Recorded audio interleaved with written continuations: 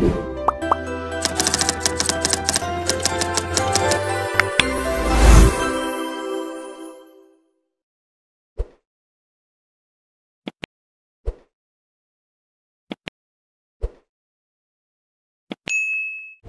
dari Forum Jurnalis Batak akan mewawancarai Kepala Dinas Pariwisata Kabupaten Tapanuli Utara, Bapak Hutauruk.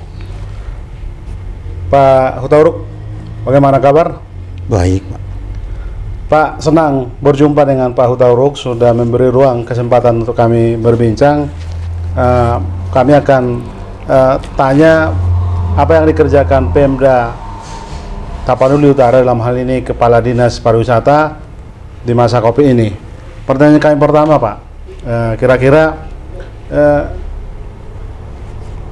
problem, tantangan apa yang dikerjakan dalam pariwisata di masa sekarang? 2 tahun terakhir kita kan dilanda pandemi COVID-19, sehingga banyak hal-hal kegiatan-kegiatan kita, rencana kegiatan kita yang digeser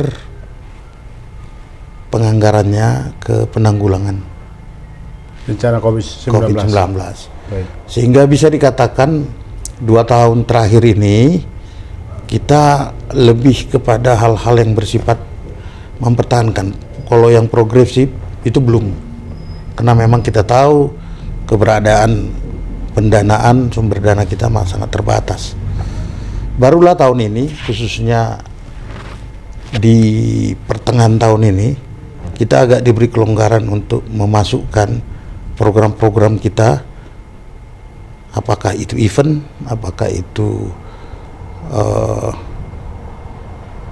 katakan pemilihan putra-putri Wonosobo itu sudah kita lakukan. Jadi situasi pandemi ini agak membatasi kita. Mudah-mudahan mulai tahun ini pandemi ini bisa reda. Kita berharap semua aspek pariwisata bisa kita tangani. Demikian, Pak Lumanggal. Tapanuli Utara mendapat bagian di kawasan Danau Toba itu muara. Kira-kira apa yang dikelola atau dikembangkan oleh Dinas Pariwisata Tapanuli Utara dalam hal ini, tempat-tempat wisata prioritas di kabupaten ini? Baik, jadi muara adalah bagian dari Danau Toba yang ada di Tapanuli Utara. Ini menjadi perhatian kita. Untuk tahun ini kita ada 2 kegiatan di sana, Tenun Ulos, Festival Tenun Ulos, dan spot tourism, yaitu Tour Desi Bandang. Itu akan dilaksanakan sekitar bulan 10-11. Nah, mudah-mudahan ini bisa sukses menjadi penarik untuk tahun berikutnya wisatawan datang. Tetapi untuk muara itu sebenarnya sering orang menyebut muara, tapi sebenarnya Uta Ginjang sebagai destinasi kita.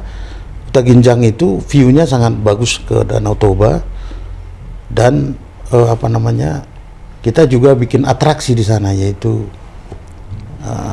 spot terbang para layang.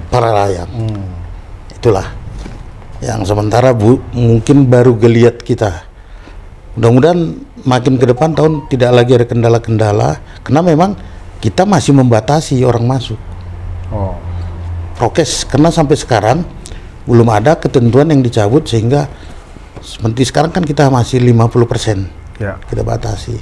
Mudah-mudahan tahun depan atau paling tidak lama lagi keluar pengumuman dari pemerintah atasan bahwa sektor pariwisata bebas begitu.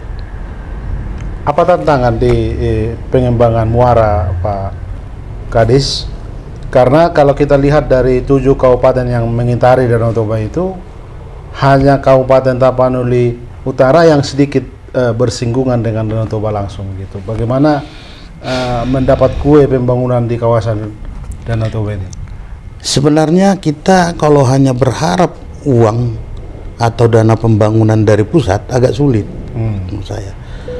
Kita kabupaten harus berkreasi, kan, berkreasi membuat event apa segala macam. Ibaratnya kita harus pintar membuat gula di Muara sehingga semut datang. Ya, itu dia. Saya pikir banyak yang event-event yang harus kita bikin. Tadi sport, tourism ada, kemudian kuliner apa segala macam itu kita post di Muara semua, karena memang Kecamatan Muara yang berkaitan dengan DTA Danau Toba. Walaupun sebenarnya destinasi kita bukan hanya di Muara, ada Salib Kasih, ada juga air panas Sipoholon dengan Huta Barat. Jadi ya itu semua masih kita tahan, masih menahan diri sebelum pandemi ini tidak menghalangi lagi. Gitu. Apa-apa saja tempat wisata di Kabupaten Tapanuli Utara yang utama, yang prioritas didengungkan untuk dikunjungi begitu? Kalau kita dari sisi pemerintah ada destinasi wisata kita yang kita kuasai, yaitu pertama Salib Kasih, yang kedua Huta Ginjang. Ini memang terletak di kawasan negara sehingga bisa kita kuasai. Banyak destinasi lain itu milik masyarakat, sehingga kalau untuk yang milik masyarakat tentu kita kerjasama apa segala macam, seperti air soda, air panas dan segala macam. Itu. Tadi disinggung juga Salib Kasih misalnya. Iya. Tapanuli Utara, Kota Tarutung misalnya itu dikesankan semacam kota wisata begitu. Bagaimana juga tidak menutup agama lain misalnya di luar Kristiani datang berkunjung, tetapi ini disematkan menjadi kota religi yang ramah untuk semua orang. Baik, pengalaman saya tahun pertama saya kepala dinas pariwisata ke Salib Kasih itu berkunjung mahasiswa Universitas Islam Sumatera Utara, dan mereka dari Usuluddin, artinya mempelajari apa kan gitu, mempelajari. Nah, mereka sampai ke atas ke Salib Kasih, kita tukar pikiran apa segala macam. Ternyata salib ini tidak boleh kita fokuskan. Kalau menurut saya tidak boleh kita fokuskan sebagai Kristen saja. Kendati kita sudah menyiapkan bilik-bilik berdoa di sana apa segala macam.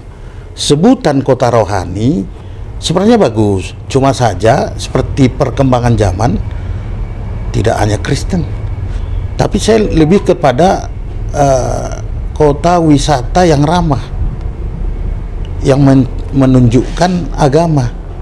Agama ini kan semua maksudnya kan begitu. Jadi memang banyak orang menggugat, kenapa enggak kita pertahankan sebagai kota rohani? Yang pertama, sejarahnya kita belum pernah ada aturan mengikat untuk itu, ya kan? Apakah semacam perda apa segala macam. Perda itu kan adalah produk dari DPR, artinya kesepakatan masyarakat.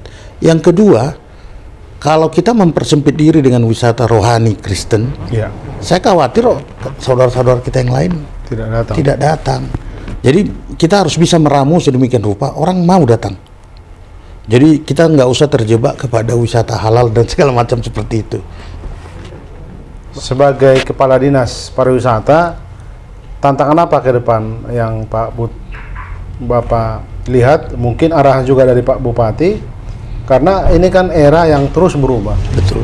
Disrupsi terjadi terus. Ya, wisatawan akan tertarik kalau ada inovasi atau ada pengembangan tempat wisata. Yang pasti, sebagaimana kita ikuti dari Kementerian Pariwisata itu ekonomi kreatif. Nah, itu dia. Makanya mulai tahun ini kita sudah dimekarkan dinas kita menjadi bidang yang lebih besar, ada bidang ekonomi kreatif. Tapi jujur saja saya katakan kreativitas ini tanpa, saya bukan mengatakan saya harus, pendanaan itu penting. Paling tidak memoles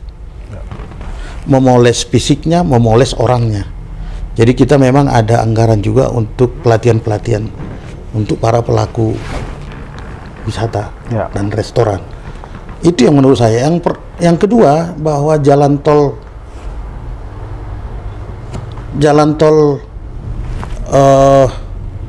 yang belum tuntas dari kota besar provinsi ke Danau Toba ini, konon katanya sebentar lagi. Ya. Kalau itu tembus, saya harap tingkat apa namanya hunian baik hotel, restoran itu akan meningkat. Memang kendala kita dari ibu kota provinsi cukup jauh, itu dia. Memang kita sudah ada bandara Silangit, tetapi kalau pendatang itu hanya dari Jakarta kan, ada pasar kita juga kota Medan itu kan. Mudah-mudahan infrastruktur itu segera diperbaiki, sehingga seperti yang saya katakan tadi, ibarat kita memberikan gula di sini, infrastruktur sudah mendukung, orang datang apa segala macam. Di samping kita berbenah, bagaimana pelaku-pelaku pariwisata kita di sini, kita benahi juga, kita persiapkan. Soal ekonomi kreatif tadi itu menarik menurut saya, karena ini pengembangan dari pariwisata. Tentu tantangan kita ke depan, bagaimana mengelola ini, bagaimana inovasi terus terjadi. Tapi tantangannya, Pak Kepala Dinas, kita juga perlu mengembangkan keramatamahan. Apa yang dilakukan Dinas Pariwisata untuk mendengungkan semangat keramatamahan? Baik, tahun lalu kita melaksanakan pelatihan-pelatihan yang bersifat hospitality ya. Kepada pelaku-pelaku pariwisata kita.